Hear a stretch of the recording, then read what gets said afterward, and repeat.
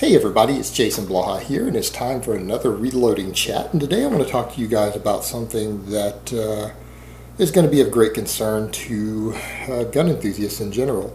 And now you're going to have a lot of people who aren't going to understand this because they don't understand gun people, and they don't realize that this might not seem like a big deal to some people on the left, but they don't understand that people on the right wing who are Second Amendment rights advocates are generally very, very leery of any government oversight over firearms. And when you see federal government violate its own rules that are put into place for any sort of checks and balances for background checks and information on gun owners, then yeah, that scares people on the right. That makes them even more distrustful, and rightly so, because what you have to understand is that all of the founding fathers, the men who wrote all of our documents, all of our laws that founded this country, didn't want the federal government to have any oversight at all over firearms or private ownership of firearms.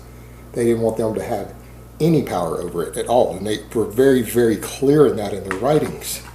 So even having a background check system in place is technically both a violation of the Constitution. Now, certain people have argued, no, it's really not. No, it is. When you read the writings of these men of what they actually believe, not just the document, it's very, very clear they would have objected entirely to such a system. Now, that being said, that is currently the system we have in place anyways. That is currently the law of the land, even though it's technically unconstitutional. But that is what it is. That's unchangeable at this time. So, even working within the confines of what's already there, it becomes a problem when the ATF does stuff like this.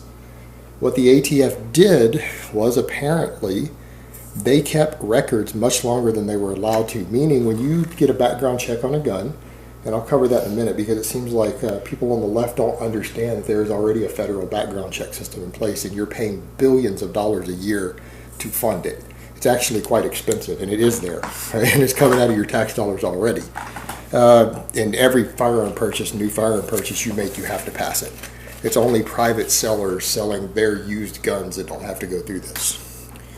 So, that being said, they're only allowed to keep your information, other than just the name of the person who bought it, for 2 years, unless that gun comes up in a crime. So they keep the serial number of the gun, they keep the name, full name, social security number, address, everything of the person who bought it for 2 years.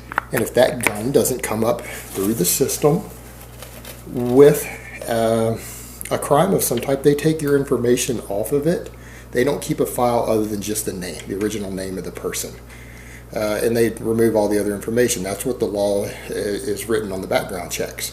What turns out that they just deleted a bunch of files here in May of this year, where the ATF way overstepped and kept a lot of people's records for 7 years that they legally were not allowed to keep. And this has just now come out. Well, why is that a problem? Well, it's a problem because, again, if you don't understand this, you're not part of that culture. You don't understand that because there's not supposed to be any federal oversight at all, firearm people get a little jumpy. We get a little skittish.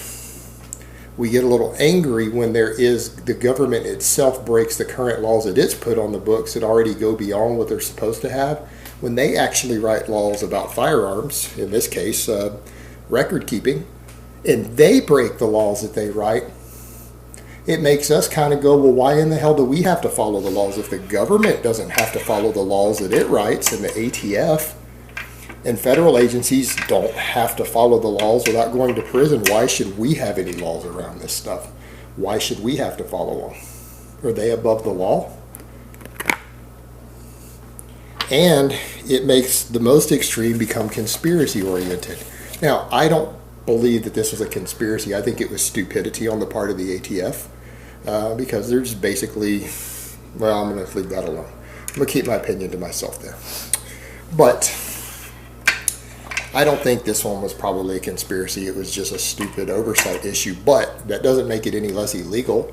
That's like saying, oh, Hillary accidentally committed a bunch of felonies, and since they weren't intentional, we're not going to charge her with anything, even though they're federal felonies. Doesn't make it any less of a violation or a problem just because it was a stupid error. So someone needs to be charged.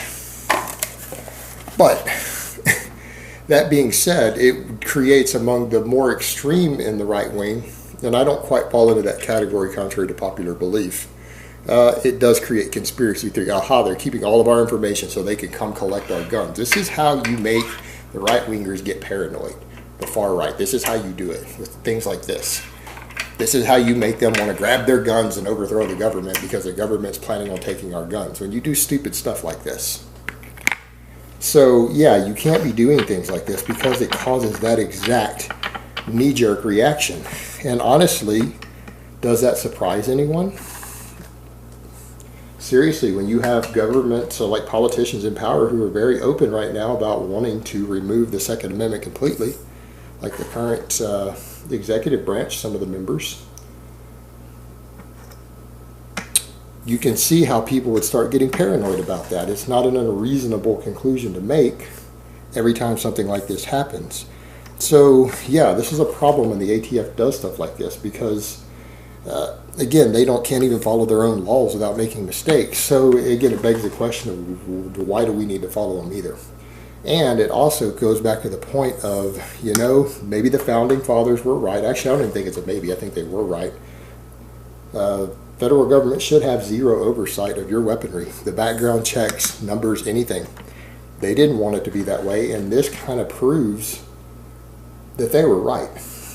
Because when you have big government bureaucracy involved in things like your basic rights sometimes, our government is not known for being the most efficient thing. Large federal centralized governments are very rarely efficient at getting anything done. And in this case, it resulted technically in people's rights being violated. Their records are not supposed to be kept by the ATF just because they own a gun for that long. The laws don't even allow for that. So this is a case of showing that federal government just simply isn't capable of handling this type of responsibility, clearly, these agencies. So I agree with the founding fathers. We should probably just get rid of the ATF. I mean, or change it to alcohol and tobacco, I suppose. It's always weird to me. We have a federal department about alcohol, tobacco, and firearms. Like, it sounds like it would be really cool, doesn't it? But it really isn't. Where do you work? Alcohol, tobacco, and firearms. Awesome. But no, it really isn't. They're all about regulating everything and invading people's privacy. So it's not quite so awesome, unless you're into that sort of thing. But again, they clearly are not capable of properly regulating these things and not violating people's rights. And so again, the founding fathers are right. Federal government really shouldn't have any oversight into this. It's just too inefficient to really do a good job with anything that does for the most part. We need further decentralization of power. And I do think things like basic firearm laws, as long as people have basic rights in place, we do need to completely decentralize that. And it needs to go down to the state level. And the federal government only there to make sure that the Second Amendment itself is actually followed, and leave it to each individual state to determine their purchasing rules, their carrying rules, things like that. And that's how you get around a lot of the problems that I've discussed with the different regions and different cultures of why you can't try to throw the same rules in place for 90% of the country that you do for a massive population center like New York City.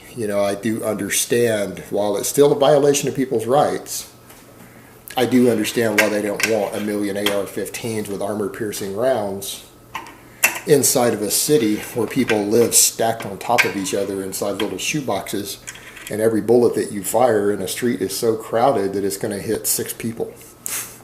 I mean, I do understand the concern there. But it also begs the question of, I don't know why anybody would want to live in a place like that. I wouldn't even want to visit there for a day personally, but hey, to each their own. I don't judge. Some people love it. It makes some people happy. But I do understand the concern there, obviously the public safety concern of not wanting someone, with a 100-round drum full of armor-piercing rounds defending their tiny shoebox apartment in that city.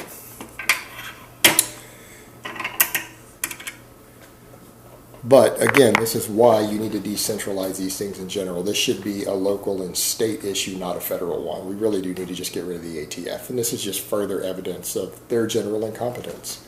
All right, guys, well, that's really all I have to say on that today. I hope it's been informative, and I will talk to you guys next time.